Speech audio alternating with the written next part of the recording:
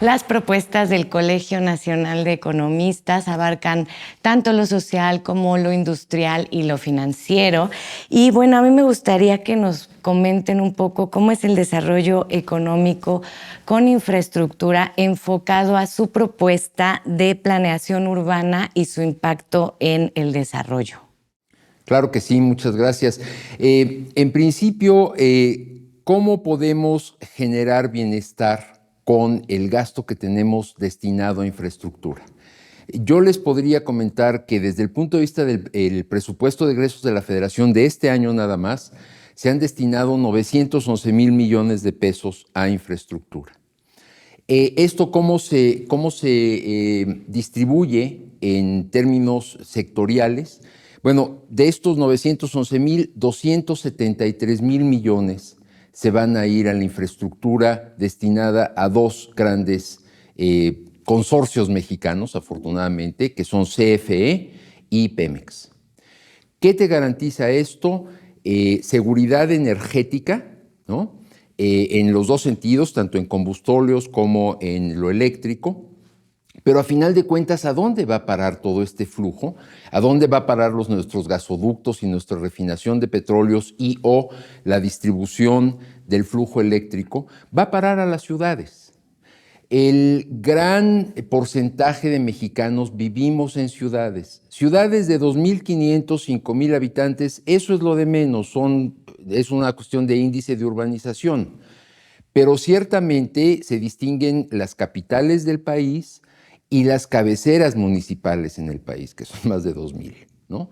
Y la forma en cómo tú articulas y cómo tú destinas el recurso para beneficiar o para hacer llegar este gasto público a la dotación de equipamiento en estas ciudades es como garantizas, ¿no? A final de cuentas, índices de bienestar. Que nuestras ciudades tengan el adecuado flujo eléctrico, el adecuado abastecimiento energético, que nuestras ciudades tengan la impecable infraestructura ferroviaria, caminera, de comunicaciones que nos garantice la interacción de las ciudades y el potenciamiento, la potenciación del potencial o el incremento del potencial productivo que tienen estas ciudades. Las ciudades albergan servicios importantes, albergan y encadenan, por supuesto, a la industria, al comercio, a las finanzas, al orden público, a la administración en general. Y ahí es donde vivimos. Y ahí es donde podemos eslabonar cadenas productivas, ¿no? Entre los parques industriales de Querétaro, por ejemplo, con los parques industriales de San Luis Potosí, en estos trayectos, digamos, de flujo de mercancías exportables o de consumo nacional. De manera tal que las ciudades tienen un inmenso potencial en términos de la aplicación de la infraestructura y, lo más importante, del bienestar de los mexicanos. Esto lo digo sobre todo a la luz de las amenazas del el fenómeno migratorio, ¿no?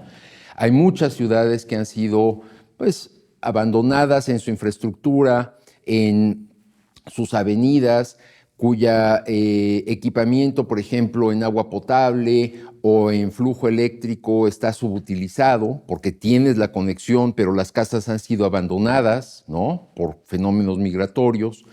De manera tal que hay que revivir mucho de este esquema de interacción de ciudades, ¿no?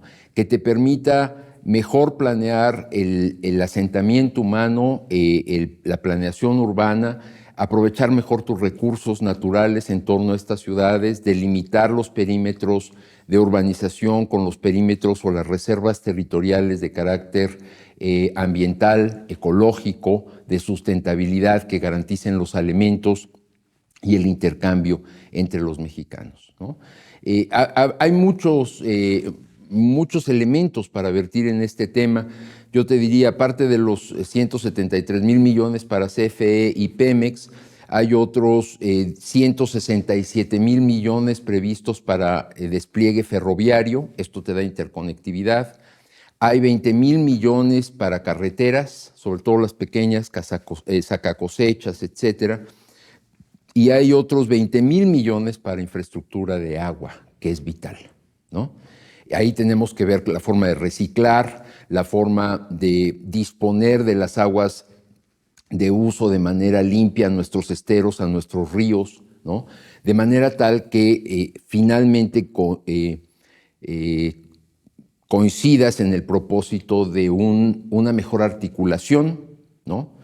Productiva, urbana y a final de cuentas de bienestar social para los mexicanos. Enrique, ¿tú qué dirías sobre este tema? Esos polos de bienestar que están contemplando que el Plan México los incluye, los parques industriales, su objetivo es precisamente redistribuir ese desarrollo regional. Había zonas del país que no habían alcanzado un alto desarrollo o un desarrollo aceptable. Entonces, es importante que ellos también sean partícipes del desarrollo. ¿Qué forma es? Entonces, ¿qué hay que hacer? Pues darles infraestructura. Si nosotros queremos que se vaya a una industria, a un lugar, o una serie de industrias, a un lugar, pues tenemos que darles la infraestructura necesaria, todo el equipamiento urbano, todo lo que es las carreteras, los caminos, y si encima les acercamos una vía ferroviaria, pues qué mejor, ¿no?